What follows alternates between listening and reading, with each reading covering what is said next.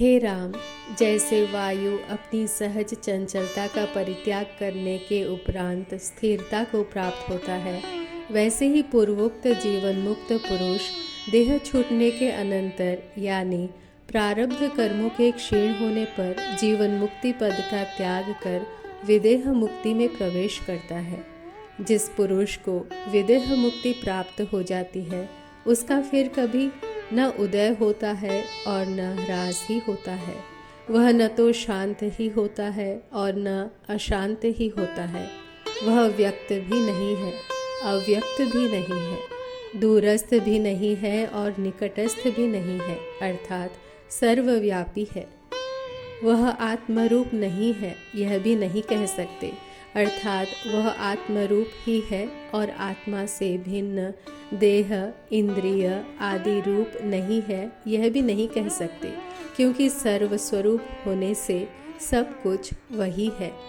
वही सूर्य बनकर जगत को प्रकाश और धूप देता है, विष्णु बनकर सबका पालन पोषण करता है, रुद्र बनकर सबका संहार करता है और ब्रह्मा बनकर विविध सृष्टियां करता है।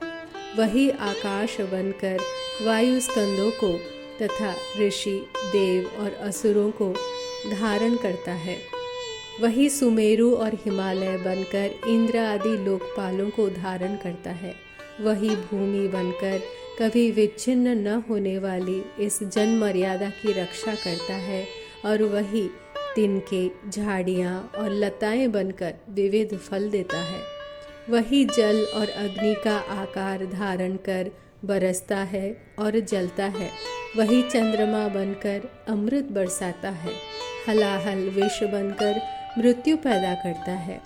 वही प्रकाश बनकर दिशाओं को प्रकाशित करता है और तम बनकर अंधकार को फैलाता है।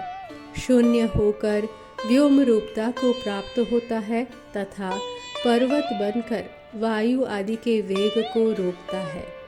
वही अंतःकरण में स्फुट अभिव्यक्त चैतन्य द्वारा जंगम जगत की और अनभिव्यक्त चैतन्य द्वारा जड़ाकृति बनकर स्थावर जगत की रचना करता है।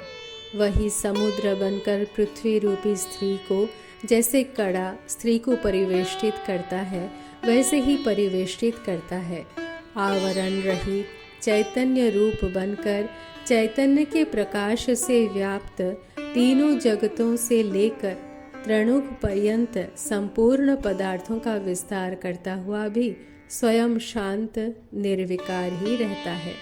अधिक क्या कहें, जो कुछ यह दृश्य इस समय प्रकाशित हो रहा है यानी वर्तमान में स्थित है, जो कुछ पहले प्रकाशित हुआ था यानी भूतकाल में स्थित था, और जो कुछ आगे प्रकाश को प्राप्त होगा यानी जो भविष्य काल में स्थित होगा, वह संपूर्ण दृश्य यही है।